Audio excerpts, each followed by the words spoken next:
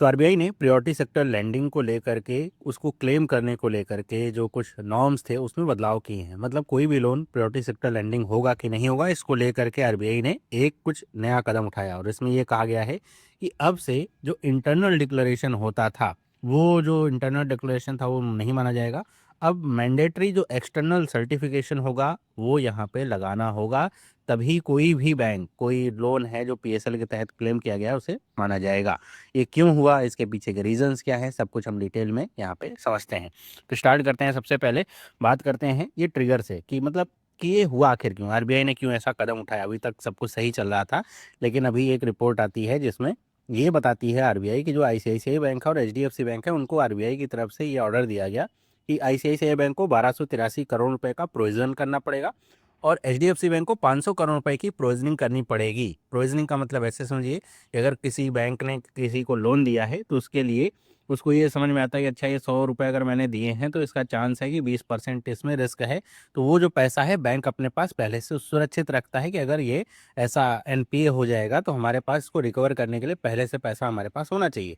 तो वो जो प्रोविजनिंग है अगर वो पीएसएल के तहत किया गया है तब तो वहाँ पे आरबीआई कहता है कि आपने पीएसएल के तहत किया है, ठीक है। लेकिन अगर वो जो लोन पीएसएल में नहीं आता है लेकिन फिर भी आपने पीएसएल के तहत उसको क्लेम किया है, तो वहाँ पर आरबीआई ने अब ये पकड़ा है कि जो कुछ लोन ऐसे थे जो पीएसएल नॉर्म्स के तहत फिट नहीं बैठते थे, मतलब उनकी एलिजिबिलिटी नहीं थी कि वो पीएसएल में आएंगे, लेकिन फिर भी उनको पीएसएल के तहत क्लेम किया गया, तो उसी को लेकर के आरबीआई ने निर्णय दिया है। और इसी से ये भी समझ में आता है कि कहीं ना कहीं पे लूप होल है। अभी तक आरबीआई जो इंटरनल डिक्लेरेशन पे यहाँ पे चल रहा था कि मतलब अगर बैंक ने आरबीएफसी ने कह दिया कि ये लोन हमने किसी फार्मर को दिया है या फिर एमएसएमई को दिया है, तो आरबीआई उसको मान करके चल रहा है कि हाँ ठीक है इसने कहा है तो हम मान के चलते हैं। लेकिन यहाँ पर ये जो लूप होल्स निकल के आते हैं ना कि कोई लोन ऐसा है जो एलिजिबिलिटी में नहीं भी आ रहा है फिर भी उसको पीएसएल के तहत क्लेम किया जा रहा है, तो वहाँ पर आरबीआई की तरफ से अब ये निर्णय आया है। और यहाँ पे अगर आप देखेंगे इसको एक ऑन लेंडिंग कहा जाता है। ऑन लेंडिंग अभी हम समझेंगे। एक तरीके से ऐसे समझिए कि जो एनबीएफसीज होते हैं, नॉन बैंकिंग फाइनेंशियल कंपनीज होती हैं, वो ज़्यादातर जो लोन है देने का काम करती हैं फार्मर्स को, या छोटे मोटे जो लोन होते हैं देने का काम करते हैं।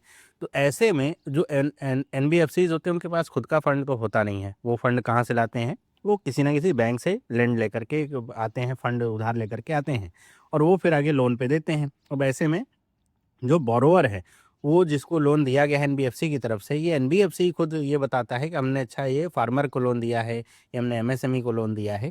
तो इससे इसको लेकर के होता क्या है कि बैंक उसी लोन को क्या कर लेता है, इंटर जो एनबीएफसी ने इंटरनल डिक्लेरेशन दिया है उसी पे जो बैंक होता है वो कहता है कि हमने ये पीएसएल के जो नॉर्म्स हैं ये पूरे कर दिए हैं, क्योंकि पीएसएल का टारगेट होता है सारे बैंक्स का, तो उस टारगेट को हमने पूरा किया है।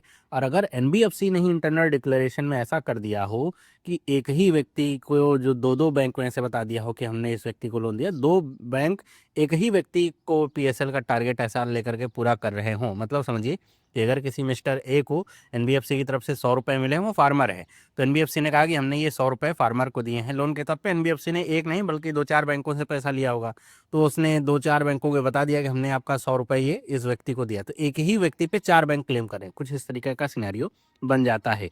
और इसी को क्या कहा जाएगा, ग्रीन वॉशिंग भी कहा जाएगा लोन का।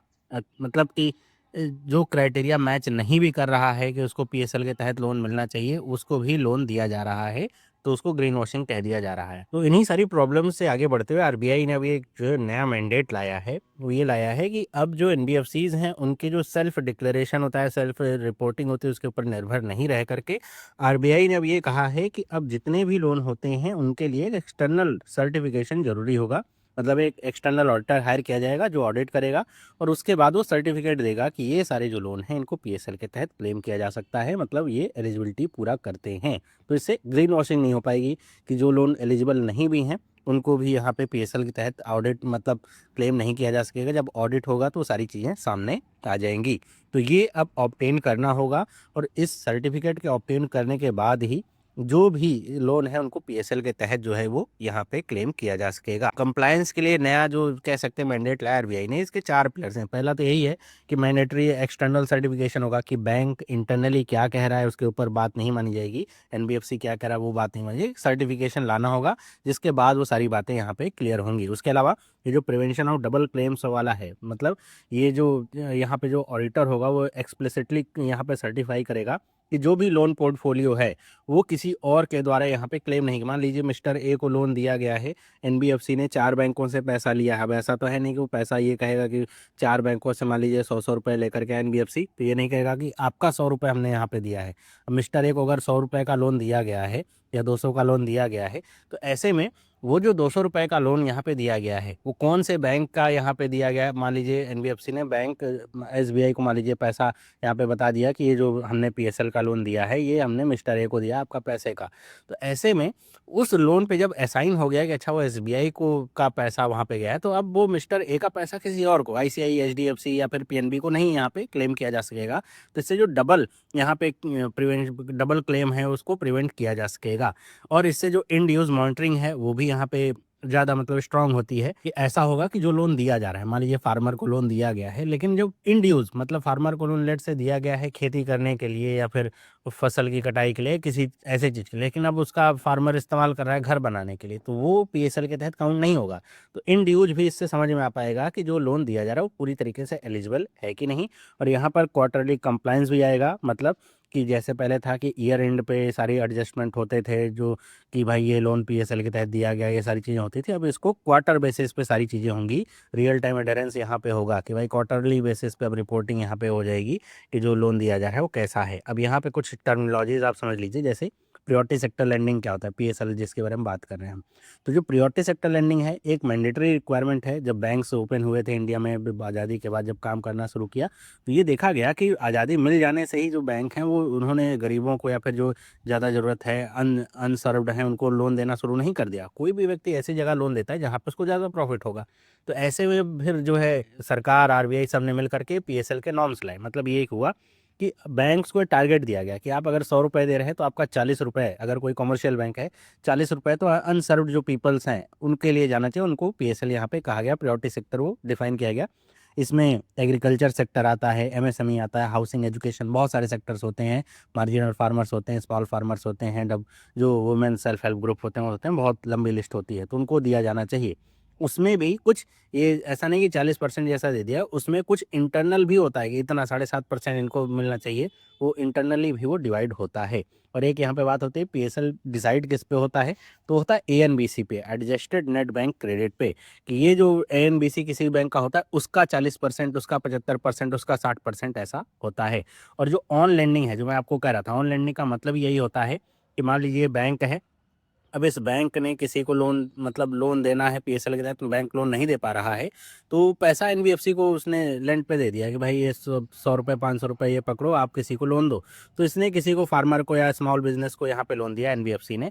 तो वो जो एनबीएफसी को लोन दी, एनबीएफसी के द्वारा स्मॉल बिजनेस ओनर्स को लोन दिया गया, फार्मर्स को लोन दिया गया, उसको बैंक जो है क्लेम करता है कि अच्छा ये तो मेरे पैसे का लोन दिया गया है, तो ये पीएसएल के तहत हम क्लेम कर सकते हैं। इसी को ऑन लेंडिंग चेन ऐसा कहा जाता है। और यहाँ पे अगर हम पीएसएल टारगेट्स की बात करें तो ये भी पूछा जा सकता है एग्जाम में कि जैसे जो डोमेस्टिक जो यहाँ पे कमर्शियल बैंक्स होते हैं उनका जो टारगेट होता है वो 40% का होता है कि आप जितना भी एएनबीसी है उसका 40% आप पीएसएल के तहत देंगे, प्रायोरिटी सेक्टर में लोन देंगे, बाकी 60% आपके जिसकी मर्जी हो उसको दीजिए। वहीं पे आरआरबीज की बात करें तो आरआरबीज का तो 75% है। भाई आरआरबी को बनाए इसलिए गया है रूरल बैंक में क्रेडिट उपलब्ध कराने के लिए, तो 75% है उनका टारगेट। और वहीं पे स्मॉल फाइनेंस बैंक की बात करें तो ये पहले 75% था, लेकिन अब इसको घटा करके 60% कर दिया गया है। ये ध्यान रखिएगा कि ये यहाँ पे एक अपडेट है कि अब स्मॉल फाइनेंस बैंक का टारगेट 60% पे आ गया है। अब इसके आधार पे जो लोन है वो गिने जाते हैं। अब यहाँ पे बैंक चाहे डायरेक्ट लोन दे रहे हैं चाहे ऑन लेंडिंग कर रहे हो, सारी चीज़ें आती हैं, बस लोन एलिजिबल होना चाहिए, एंड यूज़ यहाँ पे सही होना चाहिए, वो सारी चीज़ें यहाँ पे चेक करी जाएंगी। तो इसी से समझ में आता है कि जो आरबीआई ने इस तरह का निर्णय लिया है, एक कह सकते हैं कि जो सेल्फ डिक्लेरेशन था कि खुद से जो बता रहे थे ट्रस्ट बेस्ड जो सिस्टम था उससे हट करके अब एक जो कह सकते हैं वेरीफाइबल एक सिस्टम की तरफ जा रहे हैं, जहाँ पे एक एक्सटर्नल ऑडिटर की यहाँ पे हेल्प ली जाएगी, जो कि वेरीफाई सिर्फ ये नहीं करेगा कि जो लोन है वो वहाँ पे डबल क्लेम नहीं हो रहे हैं, बल्कि ये भी यहाँ पे कंफर्म करेगा कि पीएसएल के तहत एलिजिबल है कि नहीं है, एंड यूज़ उसका सही हुआ है कि नहीं हुआ, ये सारी चीज़ें वहाँ पे चेक करी जाएंगी। तो ये थी पूरी अपडेट। आई होप आपको ये चीज़ें समझ में आई होंगी, इन्फॉर्मेटिव लगी होंगी। अगर ऐसा है तो आप वीडियो को लाइक करिए, इस तरह की और वीडियोस के लिए चैनल को सब्सक्राइब जरूर करिए। बाकी आपका क्या विचार है इसको लेकर के मुझे कमेंट करके बताइएगा। मिलते हैं अगले वीडियो में, सभी लोगों को बाय।